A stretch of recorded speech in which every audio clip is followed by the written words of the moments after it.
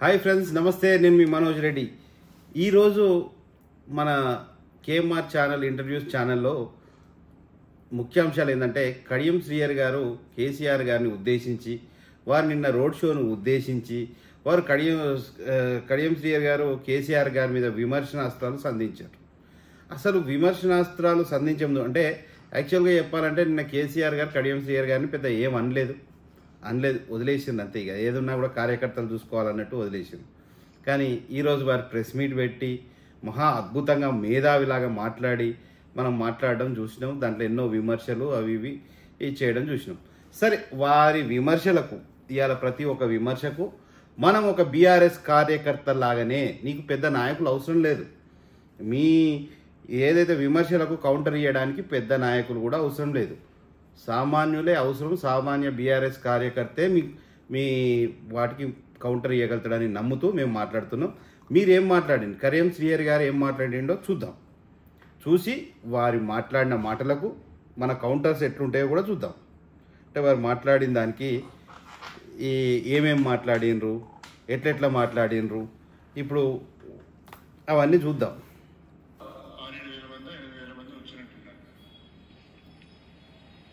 జిల్లా వ్యాప్తంగా తరలించారు అనే నియోజకవర్గాల నుంచి. దానికే రెచ్చిపోయి మాట్లాడుతున్నారు. ఇప్పుడు వీరు మాట్లాడింది ఏంటంటే 6-7 మంది వచ్చిండ్రు అని చెప్పి వీరు మాట్లాడుతున్నారు. 6-7 మంది కాదయ్యా శ్రీహరి గారు, సుమారు 1,00,000 మంది వరకు కార్యకర్తలు మొత్తం త్రూఅవుట్ జిల్లా వ్యాప్తంగా బయలుదేరి కథన రంగంలోకి దూకిండ్రు.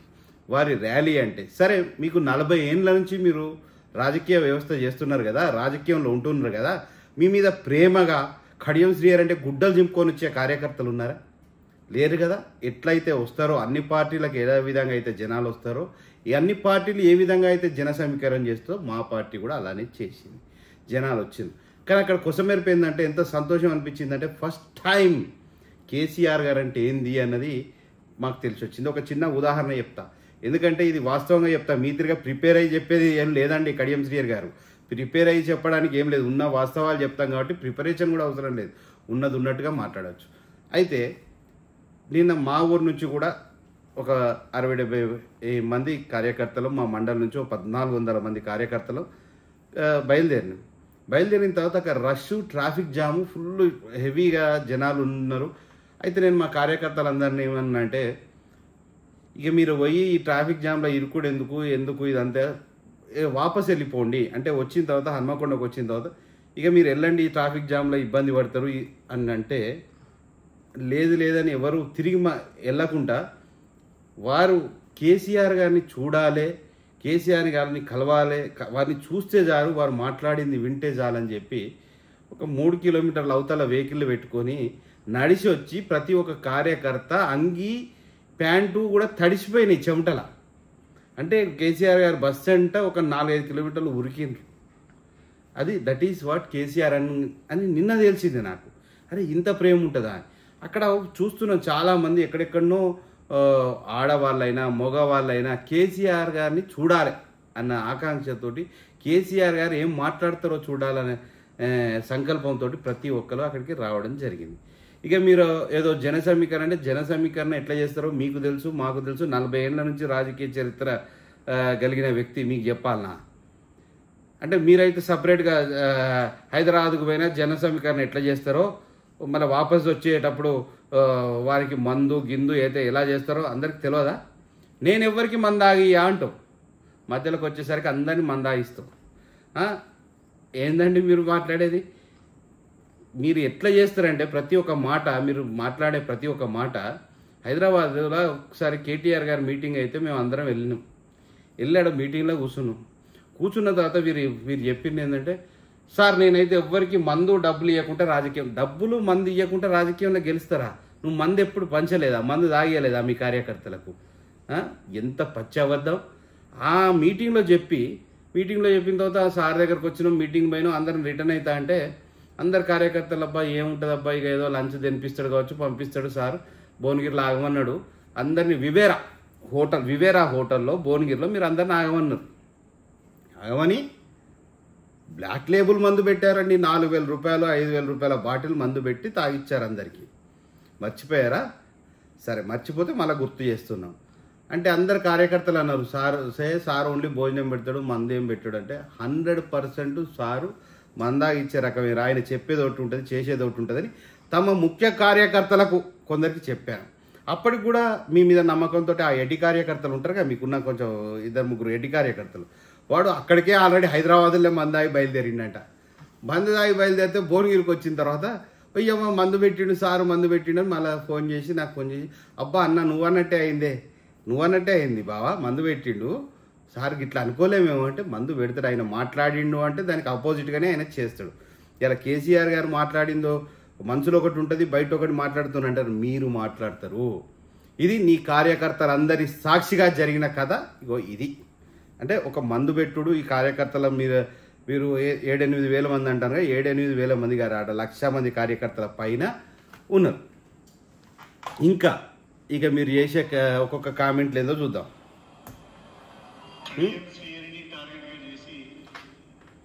చంద్రశేఖరరావు గారు మాట్లాడుతున్నారు, కడియం శ్రీహరి మోసగాడు అని చెప్తున్నారు. తెలంగాణ ప్రజలను మోసం చేసింది కేసీఆర్. అసలు మోసగాడు కేసీఆర్ గారంట తెలంగాణ ప్రజలను మోసం చేసింది కేసీఆర్ అంట, అసలు మోసగాడు కేసీఆర్ అంట. కడియం శ్రీహరి గారు ఆ వచ్చిన జనాన్ని చూసి రెచ్చిపోయి నన్ను టార్గెట్ చేసి, కడియం శ్రీహరి గారు దయచేసి మీరు వినండి, మీ మీద రెచ్చిపోని అవసరం లేదు, మీరు చచ్చిపోయినట్టు అయిపోయింది, పార్టీ వదిలినప్పుడే వదిలేసుకున్నాం మేము, అంతేగాని మీ మీద రెచ్చిపోయి మాట్లాడాల్సిన అవసరం లేదు. ఎవరైనా కూడా చచ్చిన పావుని ఇంకా సంపాలని చూడరు. మిమ్మల్ని వదిలేసిరు కేసీఆర్ గారు. అది కూడా వారు మీటింగ్లలో మీ గురించి ఎక్కువ తక్కువ మాట్లాడలేదు. ప్రజలందరూ ఎక్స్పెక్ట్ చేసిరు మిమ్మల్ని తప్పు తిట్టాలని చెప్పి, కానీ కేసీఆర్ గారు వదిలేసిరు. సచ్చిన భావన ఇంకేం చంపుతావు అన్నట్టు వదిలేసిరు. ఇది గుర్తుపెట్టుకోండి, యాది పెట్టుకోండి. ప్రజలు ఆశీర్వదించి అధికారం ఇస్తే 10 ఏళ్ళు ముఖ్యమంత్రిగా ఉండి తెలంగాణ వనరులను దోచుకున్నది కేసీఆర్ కుటుంబం. కేసీఆర్ కుటుంబానికి సంబంధించిన ప్రతి ఒక్కరిపైన ఈరోజు అవినీతి ఆరోపణలు ఉన్నాయి, భూ కబ్జాలకు సంబంధించిన కేసులున్నాయి, ఫోన్ ట్యాపింగ్కి సంబంధించిన ఆరోపణలు ఉన్నాయి. ప్రజాస్వామ్యబద్ధంగా నడపవలసిన ప్రభుత్వాన్ని గుప్పిట్లో పెట్టుకొని మొత్తం అధికారాన్ని కేంద్రీకృతం చేసి ఎవరికి ఏ రకమైన భాగస్వామ్యం లేకుండా ఒంటెత్తు పోకడులతో తెలంగాణను ఆగం పట్టించింది కేసీఆర్. ఇన్నరా సారు ఎట్లా మాట్లాడుతాండో శ్రీహరి సారు? ఒంటెద్దు పోకడ ఎవరు పోతారండి? మీరు కాదా అండి పోయేది ఒంటెద్దు పోకడ? సరే, ఈ ఒంటెద్దు పోకడ పోతాను అని చెప్పారు. మీరు ఒంటెద్దు పోకడ పోతారని గణపూర్ కాన్స్టిట్యున్సీ అందరికీ తెలుసు, ప్రజలందరికీ తెలుసు, ప్రతి కాంగ్రెస్ నాయకునికి తెలుసు, బీఆర్ఎస్ నాయకునికి తెలుసు, అందరికీ తెలుసు. దీని గురించి మీరు పెద్ద ఇది కాకండి. ప్లస్ ఇంకోటి, 10 సంవత్సరాలు అధికారం ఇస్తే ప్రజలకు మీరు ఎమ్మెల్యే కావాలన్నా ఎమ్మెల్యే కావాలని చెప్పి తెగ ఆశపడితే మన గన్పూర్ ప్రజలు మీకు ఓట్లేసి గెలిపించారు. ఎన్ని రోజులు ఉన్నారని? 3 నెలలకే దుకాణం మార్చే. 3 నెలలకు కుంపలు ఏం మునిగిపోతానని దుకాణం మార్చినావు. దీనికి ప్రశ్న, ఈ 3 నెలల పార్టీ ఎందుకు మారాల్సి వచ్చింది? ఇప్పటి వరకు కూడా మీరు ఈ పార్టీ ఎందుకు మారిందంటే సరైన సమాధానం మీ దగ్గర లేదు. మీరు కనుక దమ్మున్న, ఇప్పుడు ఏ నాయకుడికైనా ధైర్యం ఉండాలి, దమ్ము ఉండాలి. మీకు ధైర్యం లేని నాయకుడు మీరంటే కడియం శ్రీహరి గారు. ఎందుకంటే మీరు బీఆర్ఎస్ పార్టీలో 10 సంవత్సరాలు ఉండి వివిధ పదవులు అనుభవించి, ఎమ్మెల్సీగా, ఎంపీగా, డిప్యూటీ సీఎంగా అనుభవించి, చాతగానప్పుడు పవర్ ఎంజాయ్ చేయడానికి ఉన్నావా నువ్వు పార్టీలో? అంటే ప్రశ్నించే తత్వం అప్పుడు లేదా? నువ్వు ప్రశ్నించే తత్వం మీకు అప్పుడు లేనప్పుడు మీరు నాయకులు ఎట్లయితారండి? మీరు ఇంత పిరికి వాళ్ళైతే మీరు నాయకులు ఎట్లయితారు? నాయకుడు అంటేనే ధైర్యవంతుడే. నాయకునికి ఉండాల్సిన లక్షణమే ధైర్యం, నాయకునికి ఉండాల్సిన లక్షణమే తెగింపు, నాయకునికి ఉండాల్సిన లక్ష్యమే ప్రశ్నించుడు. ఇవి మీ దగ్గర ఏ కొద్దిగా లేదు, ఏది లేదు. మీరు నాయకుడు ఎట్లయితారు? అంటే ఏ పార్టీ అధికారంలో ఉంటే ఆ పార్టీకా? ఈరోజు మీరు పార్టీ మారింది ఎందుకని ప్రజలకు తెలియదు కావచ్చు. మీరు పార్టీ మారింది ఎందుకంటే మీరు ఇందిరాగారికి వస్తున్న పవర్ని చూసి మీరు తట్టుకోలేకపోయారు. ఒక్క పోలీస్ ఆఫీసర్ మీ మాటిన్లే, ఒక్క అధికారి మీ మాటిన్లే, ఎవరు కూడా నా మాట వింటలేరు, నేను ఈ పార్టీలో సచ్చిన పాము తిరిగి అయిపోయినా, ప్రభుత్వంలో నన్ను పనికిరాని చెప్పు తిరిగి చూస్తాను, జనం కూడా నన్ను పట్టించుకుంటలేరు, నా ఇంటి ముందట ఒక కార్యకర్త కూడా నిల్చుంటలేడు, 100 మంది కార్యకర్తలు నా దగ్గరికి రావాలి, నన్ను అడుక్కదిన్నట్టు ఉండాలని చెప్పి మీ దరిద్రమైన ఆలోచన మీ మనసులో ఉంది కాబట్టి ఒక్క కార్యకర్త కూడా మీరు ఎమ్మెల్యే గెలిచిన తర్వాత మీ ఇంటి ముందట నిల్చోలే. ఇలా మళ్ళీ కాంగ్రెస్ పార్టీకి పోయిన తర్వాత అందరు వచ్చి అంటే పవర్ అన్నదానికి ఒక ఆశ, ఇంత ఆశ పడతారా పవర్ కోసం? ఒక నాయకుడు అంటే పార్టీ పదవులున్నా లేకున్నా కూడా పార్టీని పట్టుకొని ఉండాలి. మీరు ఆ పని చెయ్యలేదు. కార్యకర్తలను మోసం చేసింది మీరు, నాయకులను వంచింది మీరు, ప్రతిపక్షాలను కూడా ఒక రాబందుల్లా పీడ్చుక తింటున్నది మీరు. ఈరోజు కాంగ్రెస్ వాళ్ళ పరిస్థితి చూస్తే దుఃఖం వేస్తుంది. ఎందుకంటే మీరు చేస్తున్న క్రీడలు ఈ రాజకీయ క్రీడ కాదు, ఇది రాక్షస క్రీడ. రాజకీయాలలో కూడా క్రీడలలో కూడా కొన్ని పద్ధతులు ఉంటాయి, కానీ మీరు ఆడుతున్నది ఏంటంటే ఒక రాక్షస క్రీడ. ఈ రాక్షస క్రీడ ఏంటంటే మీరు తట్టుకోలేరు. ఇన్ని రోజులు బీఆర్ఎస్ పార్టీలో ఉండి రాజయ్య గారిని దొక్కేసిండ్రు, పస్నూరు దయాకర్ గారిని దొక్కేసిండ్రు, ఆరూరు రమేష్ గారిని దొక్కేసిండ్రు, ఇంకా ఎంతోమంది దళిత నాయకులను మీరు తొక్కేసిండ్రు. దీనికి ఉదాహరణ ఒకటే చెప్తా. మీరు 40 ఏళ్ళు మంత్రిగా ఉండి మీ బిడ్డను డాక్టర్లను చేసుకోగలిగాను, మీ పిల్లల్ని చేసిన, కానీ దళిత కుటుంబాలను 40 మంది డాక్టర్లను తయారు చేయగలిగిందండి. ఒక మంత్రి అంటే స్టేట్ మంత్రి అంటే ఏందండి, ఎంతో మందిని ప్రయోగికలను చేసి పైకి తీసుకొచ్చే పొజిషన్ అది. 40 మంది మీ గురించి ఉన్న కన్పూర్ కాన్స్టిట్యున్సీలో డాక్టర్లు ఉన్నారు. మేము కడియం శ్రీహరి గారు కాబట్టి మేము డాక్టర్లు అయినాం, కడియం శ్రీహరి గారు కాబట్టి మేము ఇంజనీర్లు అయినాం అని 100 మంది ఉన్నారండి? లేరే. సొంతగా మీ బిడ్డలను మీ ఈ కుటుంబాన్ని చూసుకుంటే సరిపోయింది. ఇప్పుడు కూడా మీరు మీ బిడ్డ భవిష్యత్తు కోసమే, ఇప్పటికైనా మించిపోయింది ఏం లేదు. మీరు ఇప్పటికైనా ఒక స్టేట్మెంట్ ఇవ్వండి, ఏమనంటే నా బిడ్డ భవిష్యత్తు కోసం నేను దీనిలో వెళ్ళినా, ఇన్ని రోజులు నేను బీఆర్ఎస్ పార్టీలో ఉన్నా, సచ్చిన పాము తిరుగున్నా, పదవులు ఉన్నా కానీ లేనట్టే అని మీరు నిర్మోహమాటంగా నా బిడ్డ భవిష్యత్తు కోసమే పోయినా అని చెప్పి స్టేట్మెంట్ ఇస్తే మిమ్మల్ని ప్రజలు యాక్సెప్ట్ చేస్తారు కావచ్చు.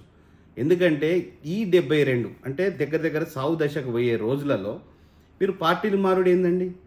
అసలు పార్టీలు మారుతారా ఎవరన్నా? పార్టీ అంటే కన్నతల్లితో సమానం. కన్నతల్లి లాంటి పార్టీని పాలన్ని దాగిసి రొమ్ము మీద గుద్దినట్టు పోయి వేరే పార్టీలో చేరి మళ్ళీ అక్కడ కూడా ఇదే పని చేసి ఎందరికండి ఈ వెన్నుపోటు? ఏం చెప్పుకోవాలి? మీ పిల్లలు మీ గురించి గౌరవంగా ఏం చెప్పుకుంటారు చెప్పండి? మీరు ఎంత పెద్ద పదవులలో ఉంటేంది, ఎంత ఇదవుతుంటేంది, ఏమని చెప్పుకోవాలి? మా నాయన ఎన్టీ రామారావు గారు ఏం లేని అడ్రస్ లేని వ్యక్తిని నన్ను తీసుకొచ్చి ఈ ఎమ్మెల్యే టికెట్ ఇచ్చి నన్ను ఒక ఎమ్మెల్యేని చేస్తే ఎన్టీ రామారావుకు ఎన్నుపోటు పొడిచిన బిడ్డ అని గర్వంగా చెప్తావా? సరే, ఎన్నుపోటు పొడిచిన ఒకసారి ఎన్నుపోటు పొడిచినావు, తర్వాత ఏంది చంద్రబాబుకు మళ్ళీ వెన్నుపోటు పొడిచిన బిడ్డ బీఆర్ఎస్లకు పోయి అని చెప్పి మళ్ళీ చెప్తావా?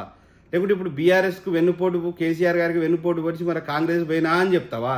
రేపు ఫ్యూచర్లో మళ్ళీ కాంగ్రెస్కు వెన్నుపోటు పడిచి బీజేపీలకు పోయినా అని చెప్తావా? ఇదా మీ చరిత్ర? 40 ఏళ్ళ చరిత్ర కలంకం చేసుకున్న వ్యక్తి ఎవరైనా ఉన్నారంటే కడియం శ్రీహరి గారే. రేపు మీ చరిత్ర హీనమైపోయింది. ఇంత వరస్ట్ చరిత్ర ఏంటంటే రేపు కడియం శ్రీహరి కాదు, మిమ్మల్ని ఏమంటున్నారండి సోషల్ మీడియా? ఊసరవెల్లి అని అంటున్నారు. మిమ్మల్ని తిట్టని ఇన్ని రోజులు కడియం శ్రీహరి సారు, కడియం శ్రీహరి గారు అని గౌరవించినారు. ఈరోజు ఎవరైనా గౌరవిస్తుండ్రా? మీ మనస్సాక్షిని ఒక్కసారి మీరు పడుకున్నప్పుడు ఆలోచించుకోండి, ఏంది నా పరిస్థితి ఇది అని. ఇంత దుస్థిత ఈ సాగు దశకు పోయిన వాళ్ళకు ఇంత దుస్థితి ఏమన్నా ఇదా? మీ కార్యకర్తలు కూడా అండి, మిమ్మల్ని ప్రేమించే కార్యకర్తలు కూడా బాధపడుతున్న శ్రీహరి గారు. మీకు చెప్పలేకపోతున్నారు కావచ్చు, కానీ వాళ్ళ ఆవేదన అంటే మీతో తెలుగుదేశం నుంచి ట్రావెల్ అయిన కార్యకర్తలు, అసలు కార్యకర్తలు, మిమ్మల్ని అభిమానించే కార్యకర్తలు, మిమ్మల్ని ప్రేమించే కార్యకర్తలు ఇవాళ మిమ్మల్ని తిట్లు గ్రామాలలో, మండల్లో, మొత్తం జిల్లాలో తిడుతుంటే, వాళ్ళ పెళ్ళిళ్ళకు పోయినా మిమ్మల్నే తిడతాయి, ఫంక్షన్లకు పోయినా మిమ్మల్నే తిట్టే, ఎక్కడికి పోయినా ఏడికి పోయినా మీ గురించే చర్చ, మిమ్మల్నే తిడుతుంటే మీ కార్యకర్తలను అడగండి ఒకసారి ఎంత ఘోరంగా తిడతారు, ఎట్లయితుంది ఏందని మీ పర్సనల్గా ఉన్న కార్యకర్తలను అడగండి, వాళ్ళు చెప్తారు మీకు. నేను నాకంటే ఎక్కువ వాళ్ళు చెప్తారు. సరే, అట్లాంటి వాళ్ళల్లో నేను కూడా ఒకరిని. మీ దగ్గరికి నా మండల్ పార్టీ పదవి కూడా త్యాగం చేసుకొని వదిలేసుకొని మీరు వస్తే పోతుందని తెలిసి కూడా మిమ్మల్ని రప్పించి మీ దగ్గరికి వచ్చి, మీరు క్రమశిక్షణ, నీతి, నిజాయితీ గల నాయకుడని నమ్మి మీ దగ్గరికి వచ్చినందుకు మీరు మమ్మల్ని ఎట్లా వంచింది అన్నది అది చాప్టర్లుగా తెలుస్తా. ఫస్ట్ ఆఫ్ ఆల్ అయితే మీకు ఏంటంటే ఇక మీ కౌంటర్ దీనికోసం మీ ప్రెస్ మీట్ కౌంటర్స్. వరంగల్ జిల్లాను 6 ముక్కలు చేసింది కేసీఆర్. ఏ ముఖం పెట్టుకొని వరంగల్కి వచ్చావు నువ్వు? వరంగల్ జిల్లాని 6 ముక్కలు చేసింది కేసీఆర్ అంటే నువ్వు ఏ ముఖం పెట్టుకొని వచ్చావు? మరి మిమ్మల్ని డిప్యూటీ సీఎంగా పెట్టినమే, ఎమ్మెల్సీలాగా చేసినమే, అప్పుడు మీరు గాడిద పనులు దొంగ ఆయన 6 ముక్కలు చేస్తా అంటే మీరు representative, you are the representative for ఉమ్మడి వరంగల్ జిల్లా. What you have done? ప్రజలను చైతన్యవంతం చేయొద్దు. కేసీఆర్ గారు తెలంగాణ ప్రజలను మోసం చేస్తానని తెలంగాణ పార్టీ పెట్టి ఒక ఉద్యమం తెచ్చి మనకు కావాల్సిన హక్కులన్నీ సాధించారు. నువ్వేం సాధించినవే? ఏం సాధించినావు చెప్పు. తెలంగాణ ప్రజలను సంఘటితం చేయొద్దా? అందరికీ చెప్పొద్దా ఇట్లా చేస్తాడు అన్యాయమైన పార్టీ నుంచి ఆయనను ప్రశ్నించి విమర్శించి బయటికి రావద్దా? అప్పుడు ఎందుకు రాలే మీరు? అంటే మీరు పిరికి పందలన్నట్టేనా? అంటే మీరు చేత కాదన్నట్టేనా? మీకు ధైర్యం లేదన్నట్టే కదా. మరి మిమ్మల్ని లీడర్ అని ఎట్లా అంటారు? ఇంకో విషయం, మా కాకతీయులు మాకు ఇచ్చిన వారసత్వ సంపదను ముక్కలు ముక్కలు చేసినావు. మేము గొప్పగా కాకతీయుల వారసులమని చెప్పుకునేది. మేము గొప్పగా మాది ఓరుగల్లు అని చెప్పుకునేది. పోరుగల్లు గొప్పగా కాకతీయుల వారసులు అని చెప్పుకోలేదట. గొప్పగా కాకతీయ వారసులు అంటే ఇట్లుంటారు కడియం శ్రీయర్ గారు. వెన్నుపోటుదారులు కాకతీయుల వారసుల, పిరికి పందులు కాకతీయ వారసుల. ఏంది కడియం శ్రీయర్ గారు? మీరు కాకతీయులను కూడా తెలిసి వాళ్ళ చరిత్రకు కూడా కలంకం చేస్తుండ్రు. వాళ్ళ చరిత్ర, వాళ్ళకు గుర్తింపు, వాళ్ళకు కథ ఉన్నది. వాళ్ళకు కూడా ఎందుకు ఇట్లా చేస్తారు మీరు? మీతోటి ఉండి ఇంకోటి ఏంటంటే మీకంటే నేను 100 బాలు నయం. ఎందుకంటే నేను పార్టీలు ఉండి ప్రభుత్వం నుండి కూడా ప్రభుత్వంలో ఎక్కడన్నా తప్పులు జరిగినప్పుడు విమర్శించిన, ధర్నా మీద ప్రశ్నించిన, ఇంకా ఎన్నో సమస్యల మీద నేను ప్రశ్నించిన కడియం శ్రీరావు. నాకున్నపాటి ధైర్యం కూడా మీకు లేదేనా? మీతోటి కూడా 100 సార్లు మొత్తుకున్నా కదా, ఏది సార్ ఇది ప్రశ్నించండి సార్ అని చెప్పి. అయినా మీకు ఎమ్మెల్సీ రావడానికి గల కారణం ఏందండి? మీ పక్కన కూర్చున్న మీటింగ్లో గుర్తుంది కదా, ఇచ్చిన ధైర్యం ఏంది? మనోజ్ రెడ్డి ఇచ్చిన ధైర్యంతో మీరు ఒక స్టేట్మెంట్ ఇచ్చిండ్రు. ఆ స్టేట్మెంట్ ఇవ్వగానే అబ్బో ఈయన ఏదో కొంచెం అటు ఇటు చేసేటట్టు ఉన్నాడని చెప్పి ఎమ్మెల్సీ పదవి ఇచ్చారు. మీకు ఎమ్మెల్సీ పదవి ఖాళీ అయిన తర్వాత ఏందా స్టేట్మెంటు? పులి మీద స్వారీ. ఎవరి డైలాగ్ అది?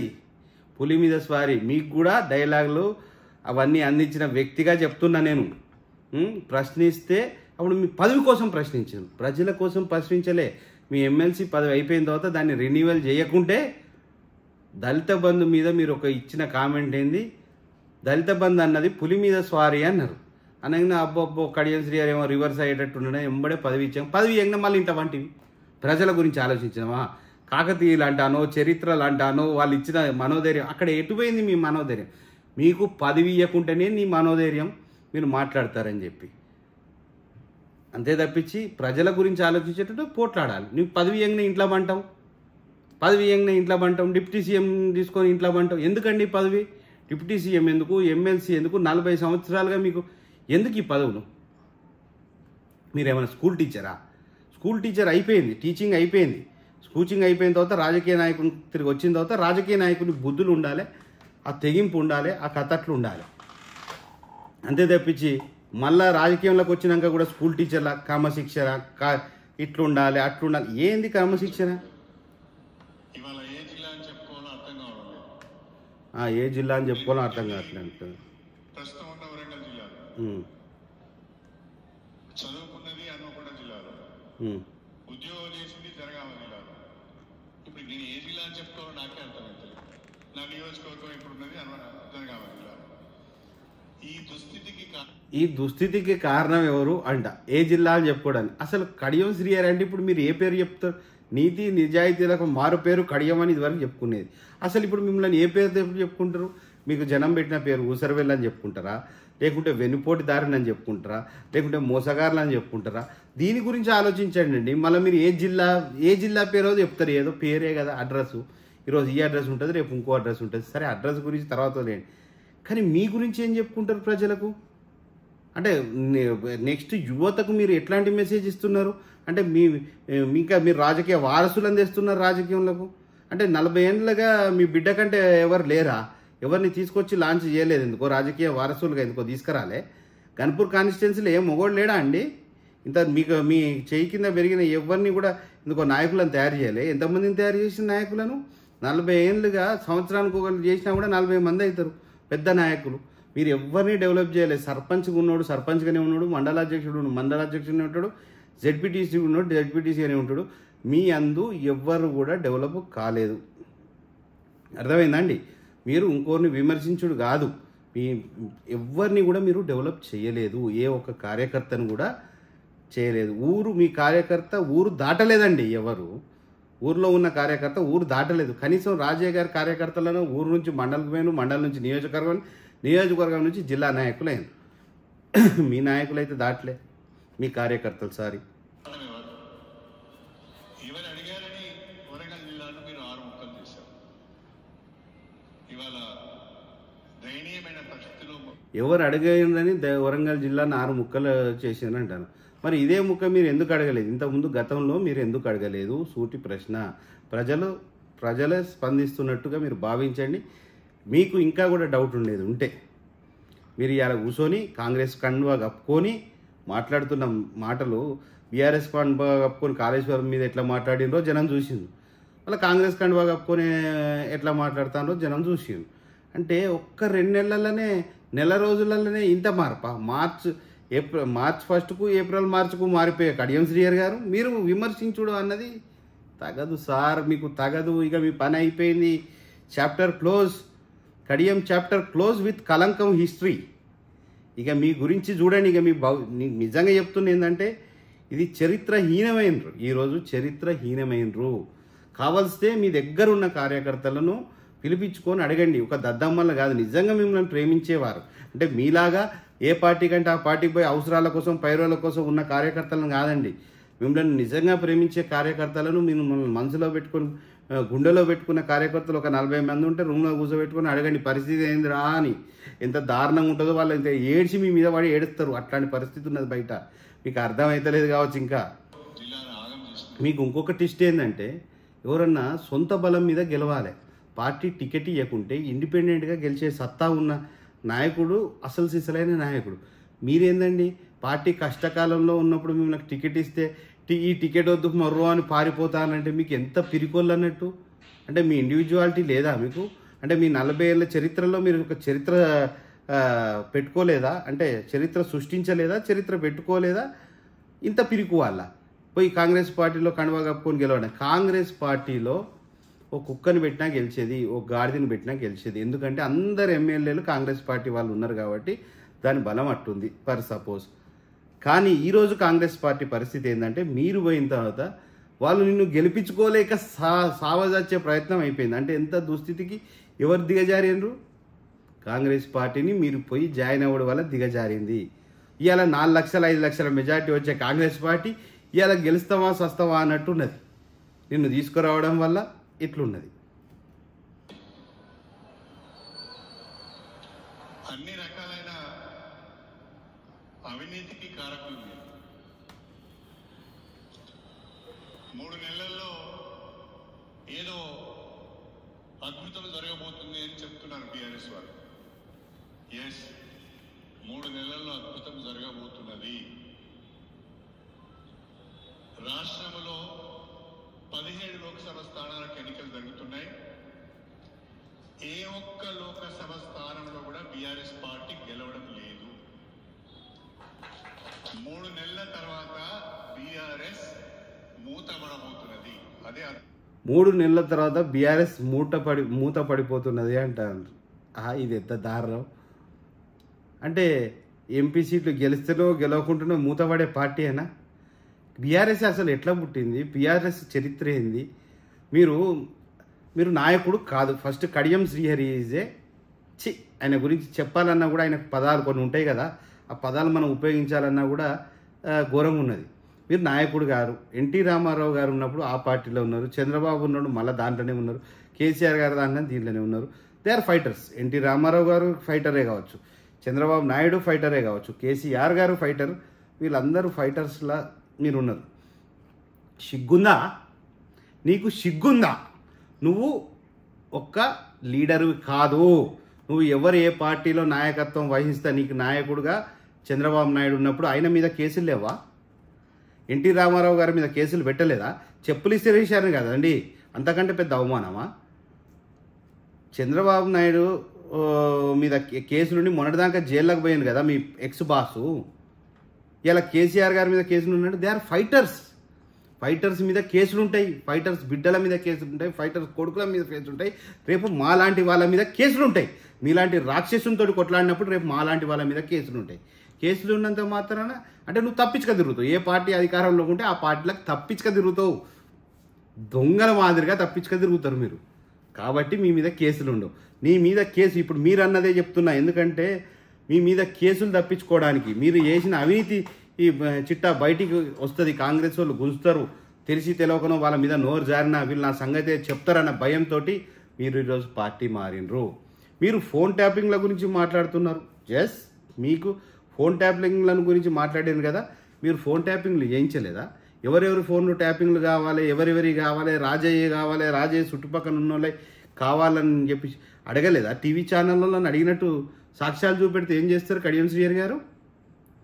ఇవన్నీ మీరేంది అన్నది నిరూపించాలంటే ఓ TV9 డిబేటో లేకుంటే RTV డిబేటో ఏదో ఒకటి మిమ్మల్ని నన్ను ముఖాముఖిగా కూర్చోబెడితే మీ సంగతి ఏంది, మీ కథ ఏంది అన్నది నేను అక్కడనే తెలుస్తా. ఎందుకంటే ఇప్పుడు నేను డైరెక్ట్ ఆన్ డయాస్ మొత్తం ప్రెస్ కాన్ఫరెన్స్ పెడదాం. మీ కాంగ్రెస్ పార్టీ అందరినీ తీసుకురండి, అక్కడ కూర్చుందాం. నేను ఒక్కడనే వస్తా, పోరాడిన తిరిగా ఒక యోధుని తిరిగి వస్తా. నువ్వు దాడి చేయించేది ఉంటే ఎంత చేయిస్తో చేయించు. 100 కత్తిపోటలు దిగినా కూడా మీరు చేసే అవినీతి ఏంది, మీరు చేసే కథలేంది అన్నది నేను చెప్పకనే 100% అక్కడ నేను డిస్ప్లే చేస్తా. దాని తర్వాత మీరు మాట్లాడేది ఒక విషయం మాట్లాడండి చూద్దాం. మీకు దమ్ము ధైర్యం ఉంటే ఒక ప్రెస్ మీట్కి కాల్ఫర్ చేయండి. మీ ముందర నేను మాట్లాడతా.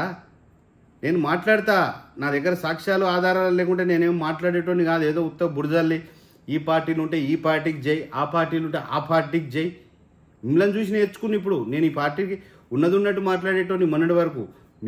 మీ దగ్గర తెలిసింది కదా, ఆహా ఒక పార్టీలు ఉంటే ఆ పార్టీ లైన్లు ఉండాలి, తొక్కలు ఉండాలి, ఆ పార్టీ లైన్లు ఉండాలా. ఆ పార్టీ అంటే నీ పందిని నందనాలే, నందిని పందనాలే, అది నాయకుడు చెప్తే. ఇట్లాంటి కల్చర్ తోటి ఉన్నావు కాబట్టి నువ్వు ప్రతి ఒక్క పార్టీలో నాయకుడు వేను. ప్రజానాయకుడు కాదు నువ్వు. ఏ రోజు కూడా మీరు ప్రజానాయకుడు కారు. మీరు ఏ పార్టీలో నంది అంటే నంది, పంది అంటే పంది అన్నావు కాబట్టి దాంట్లో డిప్యూటీ సీఎం అయినావు, ఎమ్మెల్సీ అయినావు, ఎమ్మెల్యేగా అయినావు. గత పార్టీలో కూడా మీ అధినాయకత్వం ఏ రోజు కూడా ప్రజల తరఫున మీరు పోట్లాడలేదు, ప్రజల వాణి వినిపించలేదు. ఎక్కడ కూడా ప్రజల గలం మీ దగ్గర లేదు. కేవలం ఏ పార్టీలు ఉంటే ఆ పార్టీకి కొమ్ము కాసుకుంటూ వాళ్ళకి భజన చేసుకుంటూ వాళ్ళ బూట్లు నాక్కుంటూ మీరు బతికిండ్రు. కాబట్టి మీకు ఇన్ని పదవులు, ఎవరికి లేనన్ని పదవులు. అందరూ మీలాగా ఉండరు కడియం శ్రీహరి గారు.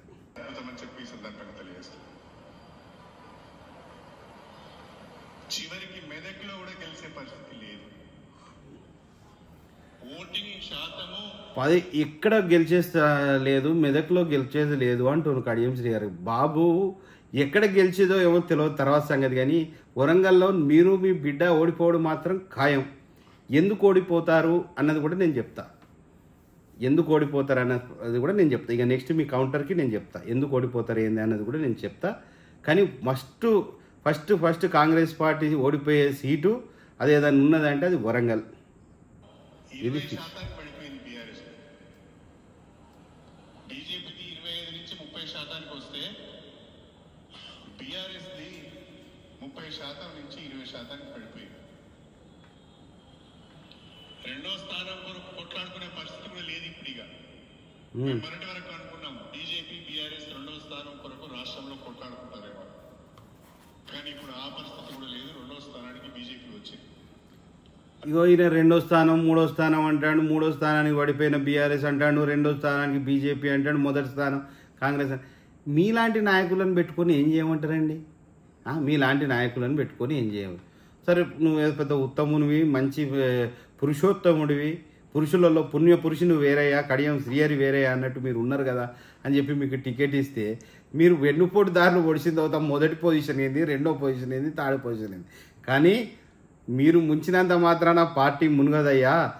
మా పడవకు కెప్టెన్ ఉన్నాడు, కెప్టెన్ బలంగా ఉన్నాడు, కేసీఆర్ గారు ఉన్నారు. అది గుర్తుపెట్టుకోండి, మర్చిపోకండి.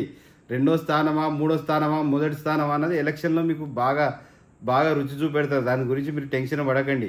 ప్రజలే చీకొడుతున్న తర్వాత మీరు లీడర్లు ఎక్కడిది? ప్రజలే మిమ్మల్ని చీకొడుతున్న తర్వాత మీరు లీడర్లా?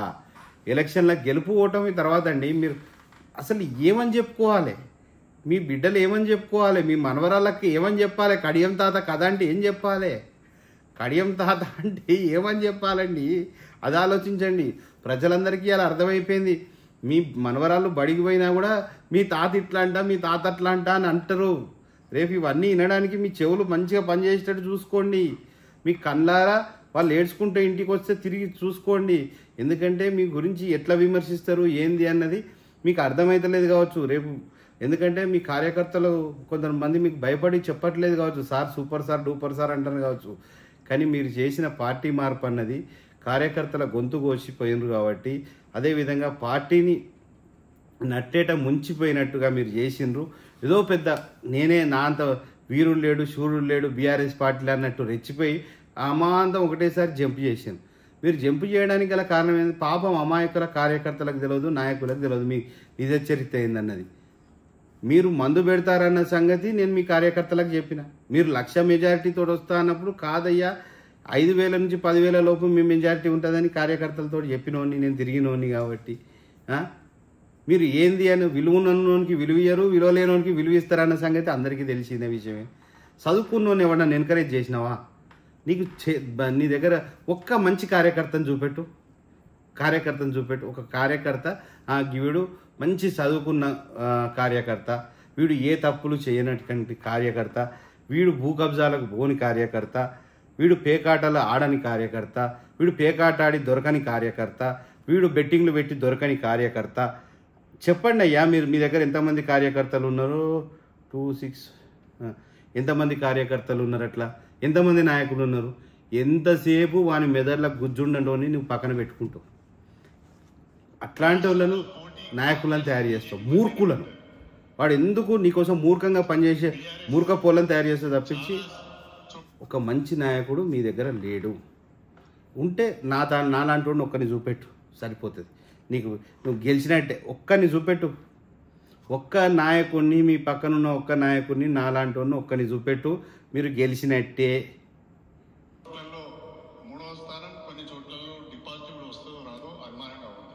డిపాజిట్ కూడా వస్తుందో రాదా అనుమానం ఉన్నదంటే నాకు. 3 నెలల అద్భుతం జరగబోతున్నది. కవిత గారి పైన బీజేపీ వాళ్ళు కావాలని కేసు పెట్టారని చెప్తున్నారు. ఏం దేశంలో ఒక కవితనే ఉన్నదా? ఇంకెవరు లేరా? కవిత మీదనే ఎందుకు కేసు పెట్టవలసి వచ్చింది? పెట్టారు. నిజంగా మీరు నిర్దోషులైతే, నిజంగా మీకు వ్యతిరేకంగా ఏ రకమైన ఎవిడెన్స్ లేకపోతే, ఇవాళ కవిత గారి గురించి అంటే కేసీఆర్ గారి బిడ్డ గురించి మీరు విమర్శిస్తుండ్రు, కేసీఆర్ గారి గురించి కూడా విమర్శించిండ్రు. ఇదివరకే నేను నిన్న కొంచెం ఏమని విమర్శిస్తుండే, ఎందుకు పెట్టిండ్రు కేసు ఏంది అని. అరే కేసులు పెడతారా అబ్బా? ఒక కొట్లాడి దే ఆర్ ఫైటర్స్. వారి బిడ్డ మీ బిడ్డ లేక ఇంట్లో కూర్చోలే, కేసీఆర్తో నడిచిండ్రు, కేసీఆర్ తోటి ఉద్యమాలలో ఉన్నారు, కేసీఆర్ తోటి పరిగెత్తితే ఉరికిండ్రు, మాట్లాడితే మాట్లాడిండ్రు. పోలీస్ స్టేషన్ ఏమన్నా మీ ఏ రోజన్నా వచ్చిందా అండి? మీ బిడ్డ రోడ్డు మీదకి వచ్చి నడిచిందా అండి? మీ బిడ్డ 4 అడుగులు నడిస్తే అలసిపోయి పక్కన కూర్చున్నది. మొన్న మీ ఎలక్షన్లలో ఒక 4 రోజులు తిరిగారు, 4-5 రోజులు. కవితక్కకు ఇప్పుడు మీరు కేసీఆర్ గారి బిడ్డను కామెంట్ చేసేటప్పుడు మరి మన బంగారం ఏందన్నా చూసుకోవద్దా? మన బంగారం ఎంత సగం బంగారం అన్నా చూసుకోవద్దా మీరు? ఇది కేసులు ఉంటాయా? నాయకురాలు కాబట్టి కేసులు ఉంటాయి, నాయకుడు బిడ్డ కాబట్టి నాయకుడిని డిమోరలైజ్ చేయడానికి కేసులు పెట్టారు. మీ కేసులు పెట్టి అంతలే మీరు తప్పించుక తిరుగుతాండ్రే. కాంగ్రెస్ పార్టీ ఇప్పుడు మిమ్మల్ని ఏమేమి చేయిస్తూ, మీరు ఫోన్ ట్యాపింగ్లు చేయించిందని చెప్పి నేను అంటానా? అంటే అయిపోయిందా? విమర్శ చేస్తే అయిపోయినట్టేనా? మీరు ఫోన్ ట్యాపింగ్ చేసిందని చెప్పి నేను అంటానా అంటే అయిపోయినట్టేనా? విమర్శ అది ఒక విమర్శే కదా. మీ మీద కూడా అంటానా? మీరు కూడా కుట్రలు కుతంత్రాలకు ఫోన్ ట్యాపింగ్లకు మీరు ఎన్కౌంటర్లు చేయించిండ్రు, చంపినరు అని చెప్తారు. మీరు కూడా ఎన్నో ఫాల్స్ కేసులు పెట్టించిండ్రు ప్రజల మీద, అపోజిషన్ పార్టీ మీద. అదే ఏ కాంగ్రెస్ పార్టీలో చేరినరో ఆ కాంగ్రెస్ అంటే ఈరోజు ఇలా నెత్తురు కూడి తిన్నట్టు ఆ కాంగ్రెస్ కార్యకర్తలు ఎంత గోసమంచుకున్నారు. పోలీస్ స్టేషన్లలో వేసి కొట్టించిన గత చరిత్ర మీకు లేదా?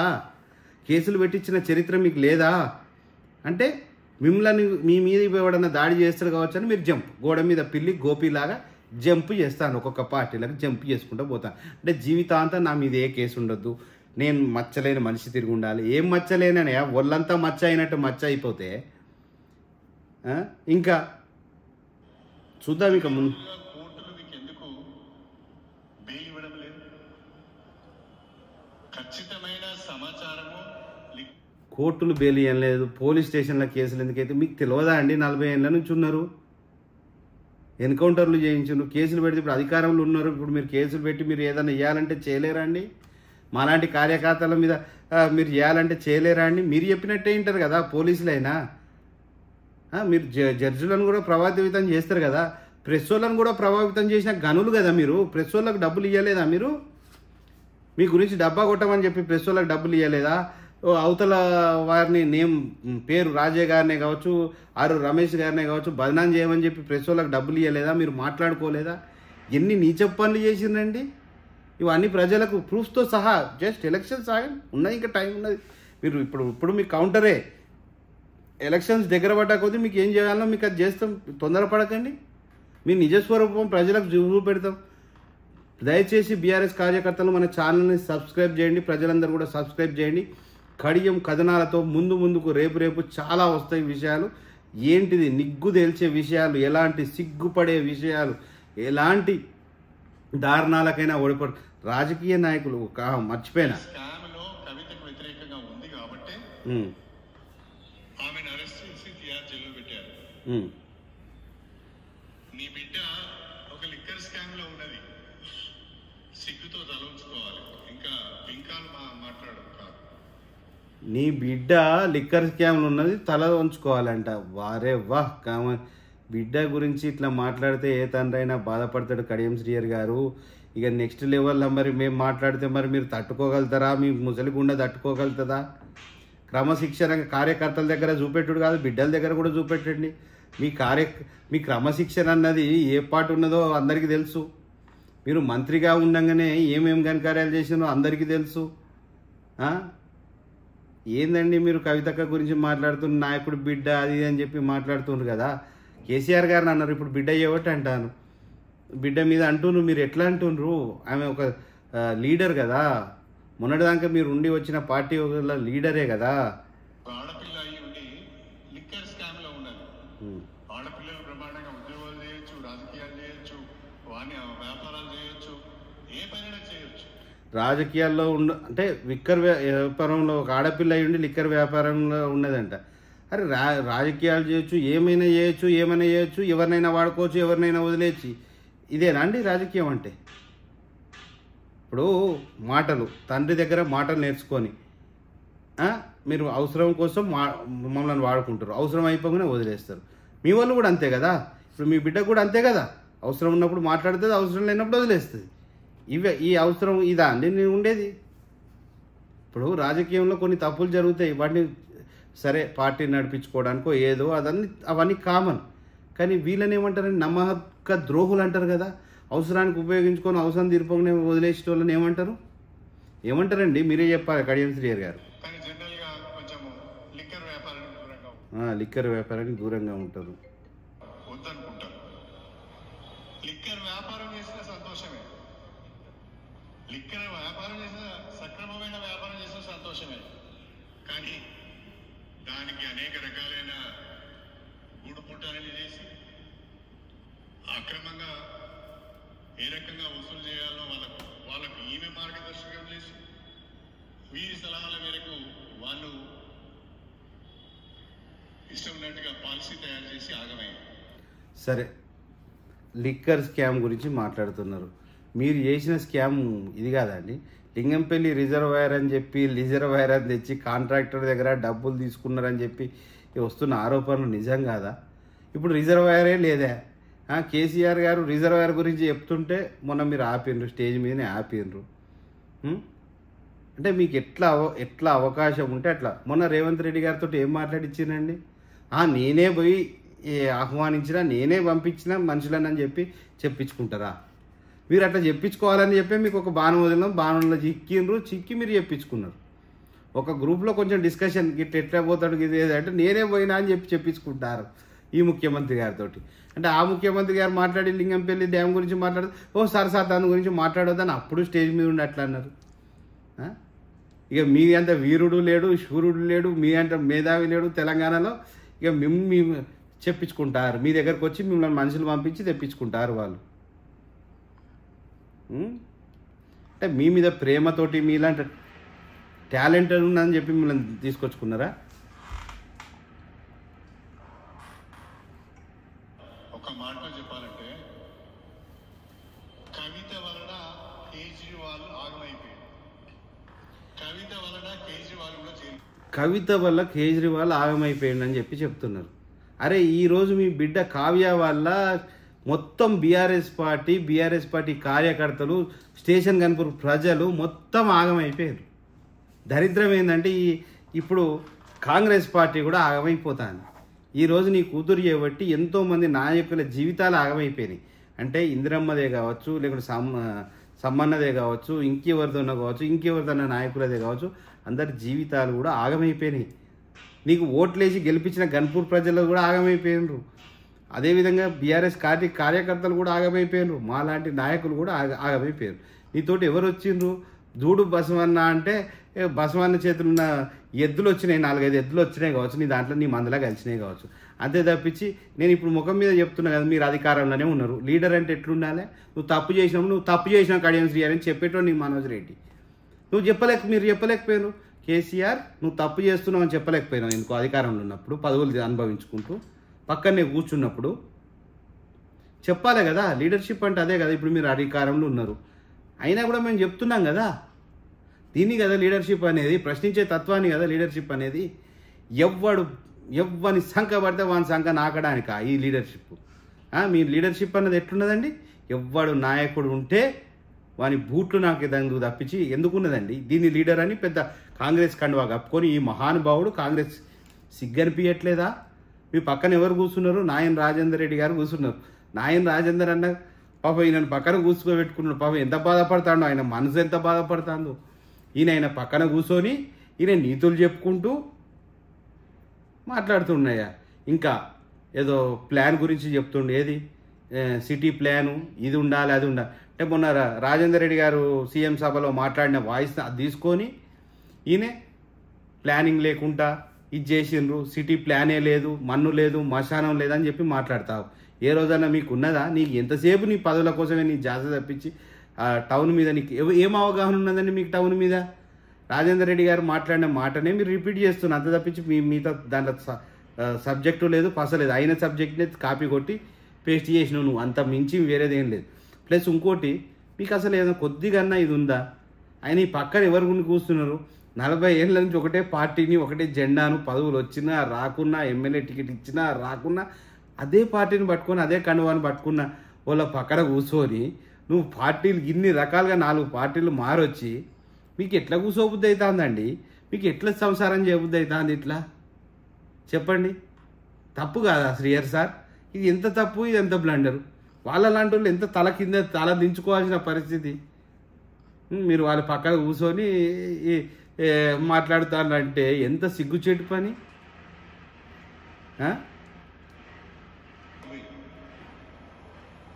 నీ బిడ్డ పుణ్యమే కదా ఈ గొప్పలు చెప్పవు.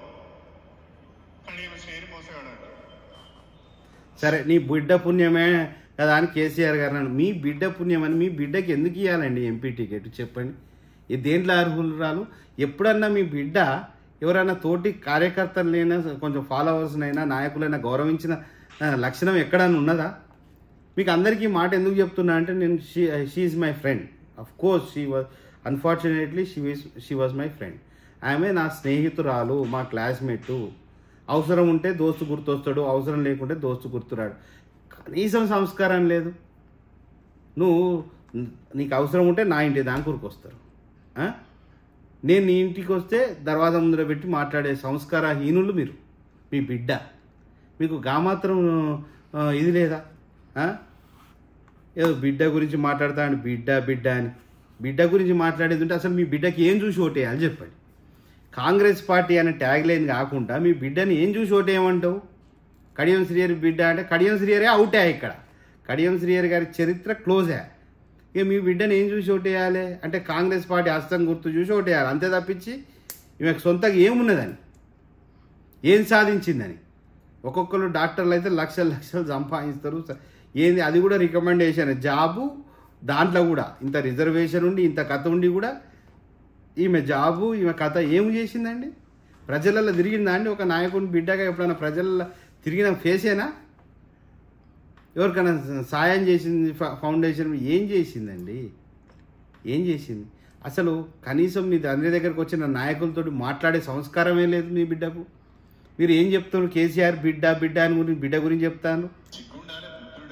సిగ్గు ఉండాలి, బుద్ధి ఉండాలండి. ఎవరికి ఉండాలి సిగ్గు? ఎవరికి ఉండాలి బుద్ధి? ఎక్కడ మోసం చేసినా ఎవరిని మోసం చేసినా నాకు ఇష్టం లేక పార్టీ మారిన వాళ్ళు దేశంలో నేను మొదటి వాడిని కాదు. నాకు ఇష్టం లేక పార్టీ మారినంట, దేశంలో నేను మొదటి. అరే పార్టీ మారచ్చండి, నీకు ఇష్టం లేకుంటే 10 సంవత్సరాలు అక్కడ ఎందుకు ఉన్నావండి? ఆ 10 సంవత్సరాలలో 5 సంవత్సరాల క్రితమే మారొచ్చు కదా. అన్నీ అనుభవించిన తర్వాత ఇస్తారు అంత తిన్న తర్వాత ఇస్తారు పడేసి వచ్చినట్టు ఉన్నది మీ కథ.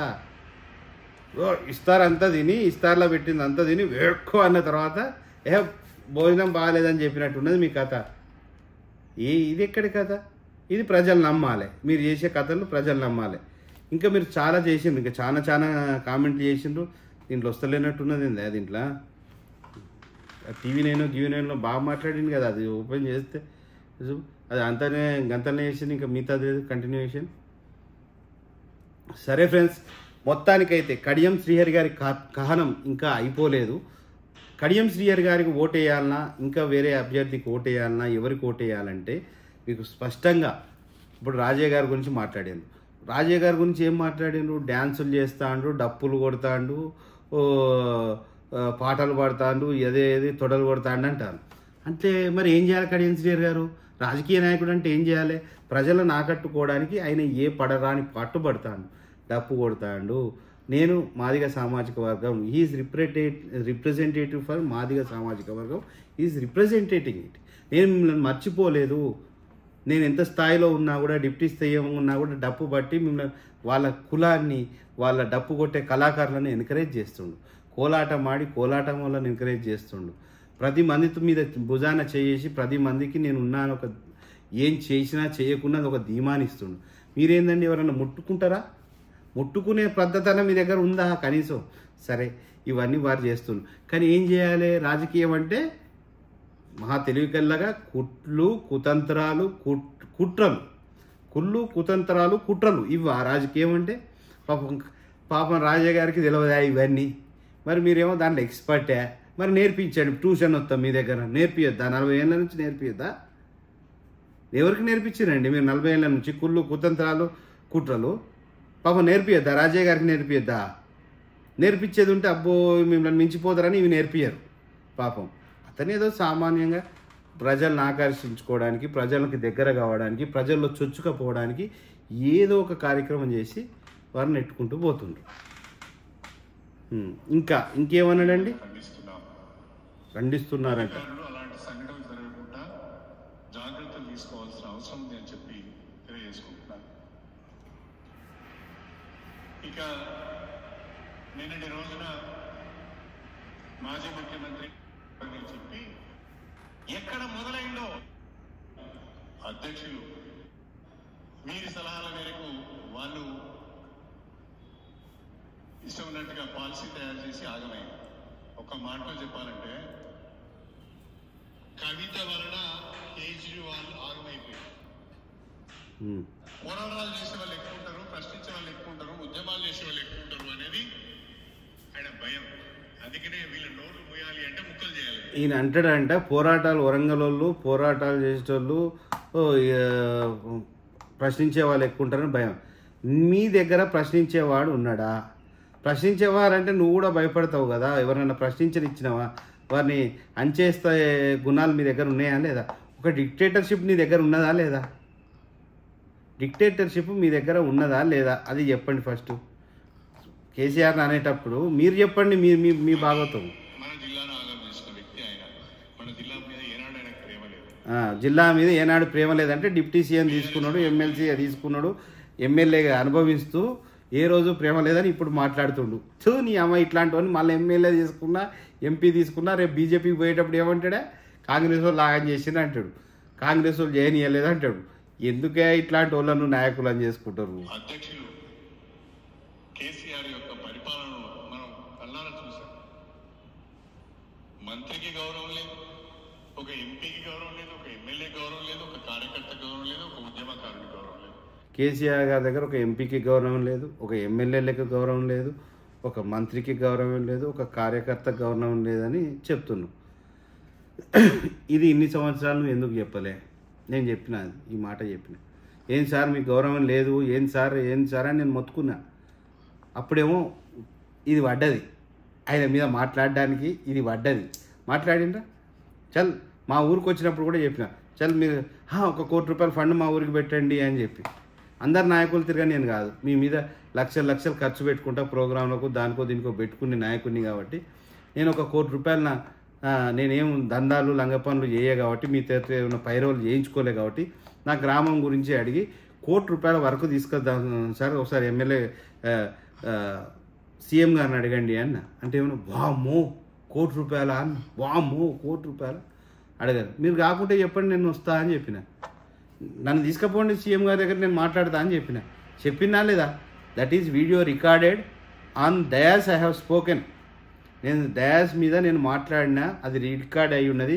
మీ కార్యకర్తగా, మీ లీడర్గా మీతోటి ఉన్నప్పుడే మాట్లాడిన మాటలు. గంత భయం ఎందుకు సార్? మనం అడిగితే ఎందుకు చేయడు అని చెప్పి నేను అడిగిన. ఎందుకంటే నా దగ్గర నిజాయితీ ఉన్నది, నా దగ్గర దమ్ము ఉన్నది, నా దగ్గర విశ్వసనీయత ఉన్నది, నా దగ్గర విధేయత ఉన్నది. అన్నీ ఏ పాలల్లో ఉండాలనో అదే పాలల్లో ఉన్నాయి.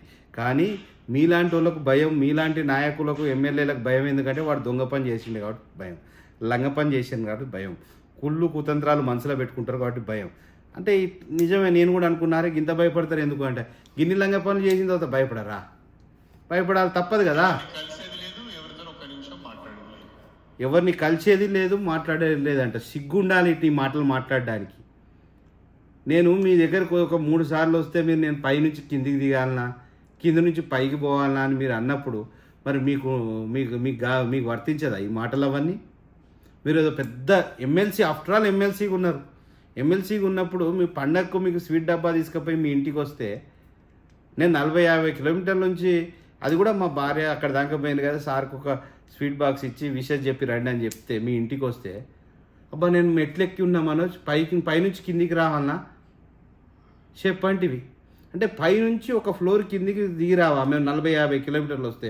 మీరు కేసీఆర్ గారిని విమర్శించే నాయకులా? ఇది 2 సార్లు అయింది, అందుకే చల్ ఫుద్దోబాయ్ అనుకొని వచ్చిన మీ దగ్గర నుంచి.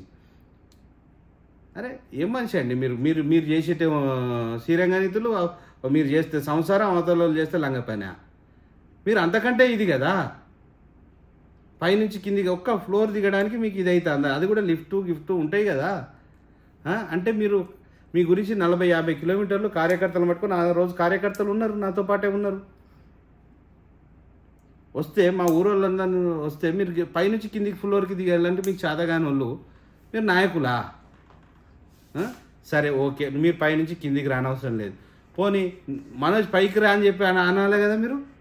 అంటే నీ ఇల్లు ఏమన్నా ఇంద్ర భవనము, దాంట్లో కార్యకర్తలకు నాయకులకు తోటి అంటే మాకు స్థానం లేదా? అసలు పైకి రా అంటే, పైకి రా అంటే ఒక మీ సొమ్మేం పోతుంది అంటే, మీ మనస్తత్వం ఎట్లాంటిదో తెలుసు. నీ ఇంట్లో ఏదైనా కార్యకర్తకు బుబ్బ పెట్టిన రోజు ఉన్నదా? కడియం శ్రీహరి గారు, ఎవరన్నా భోజనం చేసిన రోజు నీ ఇంట్లో ఒక కార్యకర్త భోజనం చేసిన, ఒక నాయకుడు భోజనం చేసిన రోజు ఉన్నదా? మరి కేసీఆర్ గారితో ఎంతమంది నాయకులు, ఎంతమంది కార్యకర్తలు, ఎంతమంది కూర్చొని భోజనం చేసిన రోజులు ఉన్నాయి. అర్థమైందా? మీరు జాగ్రత్తగా మాట్లాడండి సారు. ఎప్పుడు కూడా మీ ఇంటికి తీసుకుపోయి, మా ఇంట్లో ఏ కార్యకర్తలు వచ్చేదంటే నా బెడ్రూమ్ వరకు వస్తాడు. అర్థమైందా అండి? నేను బయటికి వెళ్ళలేని పొజిషన్ ఉంటే వాళ్ళని లోపలికి పిలుచుకుంటాం. కానీ మీరు లోపలికి పిలుచుకుని ఇంటి మీదకి కూడా, ఇంట్లోకి కూడా రమ్మనే సంస్కారం లేదు. మీరు ఒక్క కార్యకర్తను కూడా ఇంట్లోకి రాని. ఎవడండి నీకు కూరగాయలు తెచ్చిచ్చే ఒకడో ఇద్దరు నాయకులు ఉన్నారు తప్పించి మిగతా వాడు ఎవడన్నా పైకి వచ్చినోడు ఉన్నాడా? ఎవడన్నా?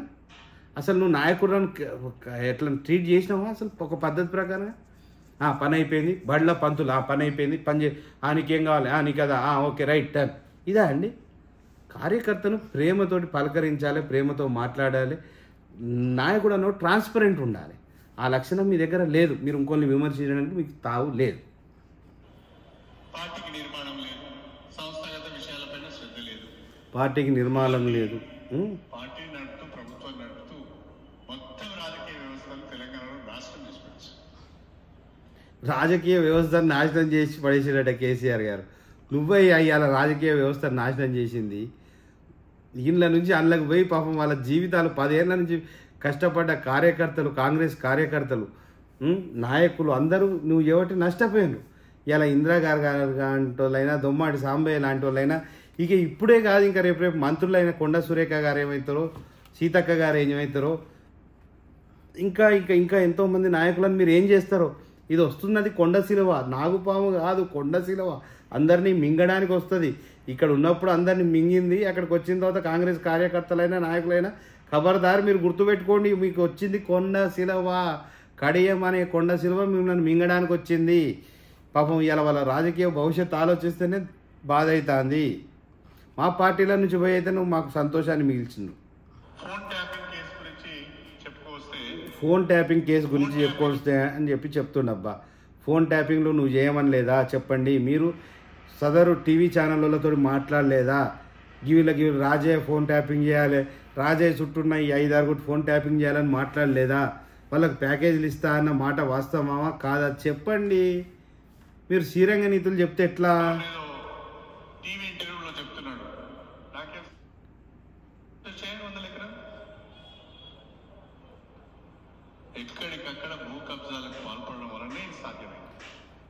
ఎక్కడికక్కడ భూ కబ్జాలు చేయడం వల్లనే సాధ్యమైందంట 100 ఎకరాలు. కడియం శ్రీహరి గారు, సూటి ప్రశ్న, మీకు అంత పెద్ద ఇల్లు ఎక్కడి నుంచి వచ్చింది? మీరు అందరి కార్యకర్తలకు లక్షలు 2 లక్షలు సాయం, గుడి అంటే, బడి అంటే, ఇదంటే అదంటే సాయం చేస్తున్నారు. మీకు ఈ డబ్బంతా ఎక్కడి నుంచి వస్తున్నది? మీరు కార్యకర్తలను అంటే పోగు చేయడానికి ఇలా రాజయ్య గారి దగ్గర ఆ దమ్ము లేదు, ఆ సత్తా లేదు. అన్ని డబ్బులు ఖర్చు పెట్టాలంటే ఆయన వెనక ముందు ఆడుతుండు కాబట్టి ఆయనకు ఏది కూడా రాలేదు. ఎందుకంటే ప్రతి దగ్గర పైసలు ఇచ్చి తెచ్చుకోవాలి కాబట్టి ఆయన కొన్ని ఇబ్బందులు అయినాయి. మీరు రమ్మనంగానే మీ కార్యకర్తలందరికీ డబ్బులు ఇచ్చి రమ్మంటారు, డబ్బులు ఇచ్చి పిలుచుకుంటారు, డబ్బులు ఇచ్చి మెయింటైన్ చేస్తారు కదా. ఇవన్నీ ఎక్కడి నుంచి వచ్చినాయి?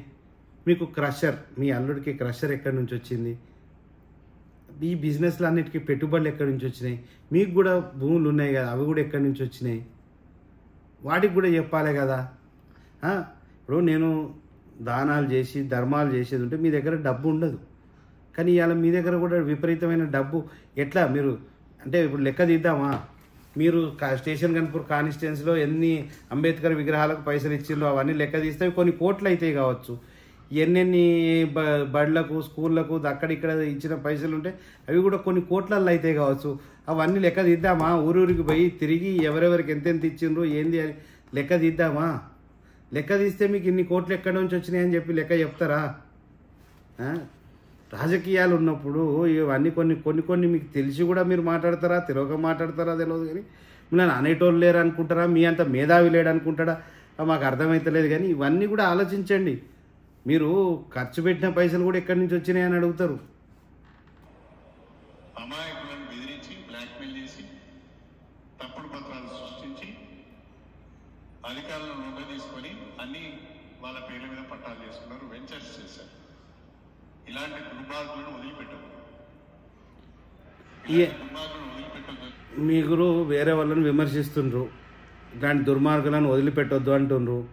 ఇట్లాంటి అన్నప్పుడు మీరు పార్టీని మోసం చేసి డబ్బులు తీసుకొచ్చారని ఒక ఆరోపణ ఉంది. ఇప్పుడు కాంగ్రెస్ పార్టీ డబ్బులు ఇస్తేనే మీరు గెలుస్తారని ఆరోపణ ఉంది. మీరు సొంతగా స్వశక్తిగా గెలుస్తారండి? పార్టీ ఫండ్ తీసుకుంటా ప్రమాణం చేయండి. మీ పిల్లల మీద ప్రమాణం, మీ సత్తా ఏంది, మీ దమ్మేంది? కాంగ్రెస్ పార్టీ ఫండ్ తీసుకోకుండా గెలిచే సత్తా ఉన్నదా, అంత దమ్ము ఉన్నదా నీకు? ఇన్ని 40 ఏళ్ళ రాజకీయ చరిత్రలో ఇలా కాంగ్రెస్ పార్టీ దగ్గర నుంచి ఇలా వాళ్ళు ఎంత ఫండింగ్, ఎన్ని కోట్లు ఫండింగ్ ఇస్తారో తెలియదా? దానిలో సగం తినాలి, సగం ఖర్చు పెట్టాలి.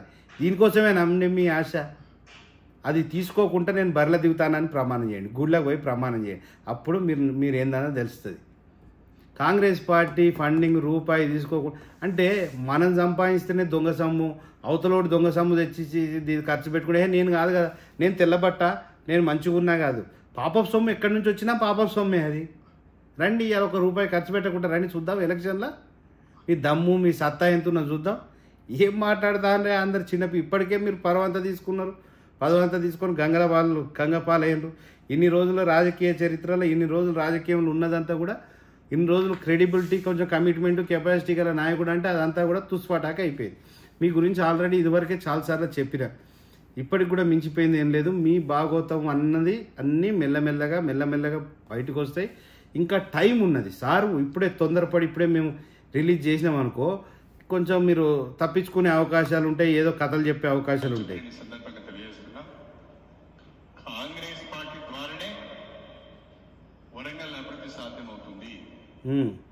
24వ తారీఖున కాంగ్రెస్ పార్టీ బహిరంగ సభలో గౌరవ ముఖ్యమంత్రి రేవంత్ రెడ్డి గారు చాలా స్పష్టంగా జిల్లా అభివృద్ధిపై కాంగ్రెస్ పార్టీకి ఓటేస్తే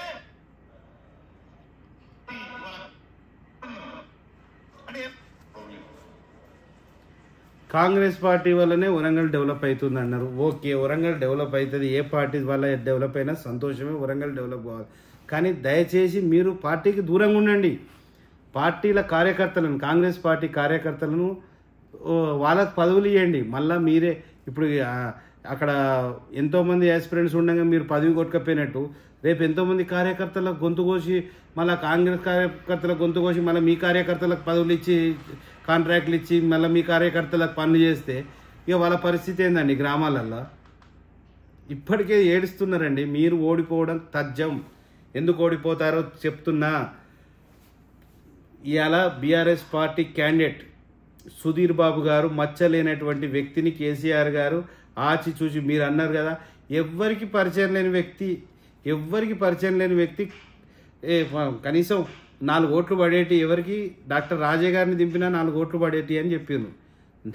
అయ్యా మీరు కూడా ఒకప్పుడు ఎవరికి పరిచయం లేని వ్యక్తే. ఎన్టీ రామారావు బొమ్మ మీద గెలిచిండ్రు. ఇప్పుడు బలమైన నాయకుడు కేసీఆర్ గారు వాళ్ళని ఎంపిక చేసి బరిలో దింపినంటే దాని అర్థమైందంటే ఒక మచ్చలేనటువంటి నాయకుడిని ప్రజలలో దింపుదాం. ఇప్పుడు ప్రజలారా మీరు ఆలోచించండి. ఎవరు కడియం శ్రీహరి గారి చరిత్ర ఏందన్నది అందరికీ బట్టబయలైంది. ఆరూర్ రమేష్ గారి మీద వీరే కొన్ని విమర్శలు చేయించిండు, వీరు ఆయనను బదనాం చేసిండు. ఈయనే ఆయనను సరే భూదందాలో అదో ఇదో అని ఇప్పుడు పెద్ద ఒక ప్రాపగండా సృష్టించిండ్రు. అది ఆయనను బదనాం చేస్తుండ్రు. ఓకే, మరి బీఆర్ఎస్ నాయకుడిని ఎందుకు బదనాం చేయడానికి ఎందుకు లేదు అంటే మచ్చలేనటువంటి వ్యక్తి బీఆర్ఎస్ అభ్యర్థి కాబట్టి మీరు ఏం చేయలేకపోతుంది. ఆరూర్ రమేష్ గారి మీద కొన్ని మచ్చ ఉన్నది. కడియం శ్రీహరి గారికి ఒళ్ళంతా మచ్చ. మీరు చేసింది ఇంత మోసం కాదు అంటే తప్పులు. మీరు అన్నిటికీ care of address Kadiyam Srihari. కుట్రలకు, కుతంత్రాలకు, మోసాలకు, తంత్రాలకు, యంత్రాలకు, మంత్రాలకు ఒక మాయలోడి వేషం కట్టి ఒక మాంత్రికుడు వేషం, ఒక సినిమాలలో పాత సినిమాలలో మాంత్రికుడు ఉంటాడు చూసినా, ఓం భీం బుష్ అన్నట్టుగా మీరు ఉన్నారు. ఓం భీం బుష్ అన్నట్టుగా మీ కార్యక్రమాలు చేస్తుండే. ఇది రాజకీయం కాదు. దీన్ని ఏమంటారో మీకు అసలు చెప్పరాని తీరుగా ఉంది కాబట్టి మనం చెప్పలేకపోతున్నాం. ఇక బయట మేము మాట్లాడుకుంటాం తిండి అది అవి ఇవి కథలన్నీ. కానీ ఈ 3 క్యాండిడేట్లలో కడియం శ్రీహరి గారి డాటర్ ఏంది, కడియం శ్రీహరి గారు ఏందో వారి డాటరు అదే బ్లడ్ లైన్ కాబట్టి అదే గుణాలు, అవే కథ, అదే కార్ఖానా. రేవంత్ రెడ్డి స్టేజ్ మీద ఇట్లా చెయ్యి ఊపితే అభ్యర్థి అన్నోళ్ళు ఇట్లా ఉంటారండి. ప్రతి దగ్గర అభ్యర్థి అన్నోళ్ళు ఇట్లా ఉండాలి, అందరికీ నమస్తే పెట్టాలి. ఈమె పెద్ద లీడర్ అంటే ఇట్టా చెయ్యి ఊపుతుందంటే రాజశేఖర రెడ్డి స్టైల్లో, రేవంత్ రెడ్డి స్టైల్లో చెయ్యి ఊపుతుందంటే ఆ అహంకారాన్ని స్టేజ్ మీద చూడండి ప్రజలారా, గమనించండి. ఎంపీ కాకముందే మొత్తం ఇలా ప్రధానమంత్రి అయిన బిల్డప్ ఇస్తుంది. ఏంది ఇది ఎక్కడి కథ? ఇట్లాంటి వాళ్ళనా మనం నడవమనండి. ఒక కార్యకర్తల దగ్గరికి ఎక్కడికైనా పోయి ఎక్కడైనా 10 నిమిషాలు, ఒక 20 నిమిషాలు వాళ్ళతో తిరగమనండి, తెలుస్తుంది. ఆమె సంగతి ఏందో మీకు కూడా తెలుస్తుంది కార్యకర్తలకు. అరే తండ్రికి ఇన్ని రోజులు 40 ఏళ్ళు పదవులు ఉన్నప్పుడు ఒక్క పట్టుమని ఒక 400 మంది కార్యకర్తల పేరు చెప్పవనండి, ఓ 40 మంది కార్యకర్తల పేరు చెప్పవనండి చూద్దాం. అది లేదు, ఆ సబ్జెక్టు లేదు, ఆ నాలెడ్జ్ లేదు, పలకరించుడు లేదు, మర్యాద తెలియదు. అవసరం కోసం ఎవరితోటైనా ఉండాలి, ఎవరితోటైనా మాట్లాడాలి, ఏమైనా చేయాలి. అవసరం అయిపోయిన తర్వాత ఎవరినైనా వదిలేయాలి. ఇది వీళ్ళ ఫండా. ఇట్లాంటి వారిని దయచేసి మీరు ఓటు వేసి గెలిపించేది ఉంటే వరంగల్ ప్రజలు చైతన్యవంతమైన ప్రజలు. హుజురాబాద్లో తీర్పు ఎట్లా జరిగిందో హన్మకొండ మన వరంగల్ ప్రజలు కూడా అదే తీర్పుని ఇవ్వబోతున్నారని చెప్పి మేము ప్రగాఢంగా నమ్ముతున్నాం. ఎందుకంటే మోసకారులను ఎట్లా చేసిండ్రు అన్నది మీరు చూసిండ్రు. ముగ్గురు అభ్యర్థులను బేరీ చేసుకోండి. అందులో సుధీర్ కుమార్ అంటే ఒక మచ్చలేనటువంటి మనిషి, అతనికి కూడా పదవులు ఉన్నాయి.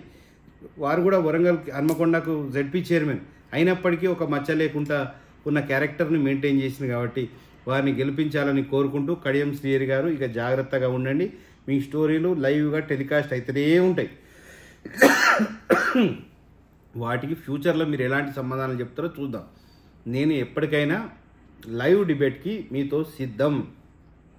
నాతోటి లైవ్ డిబేట్కి కూర్చున్న తర్వాత మీరు డిపాజిట్ కూడా కోల్పోతారు. ఇది కూడా పక్కడబందీగా ఆధారాలతో సహా డిబేట్కి వస్తా. మీరేందన్నది నేను నిరూపిస్తా. దమ్ముంటే రండి. నమస్తే.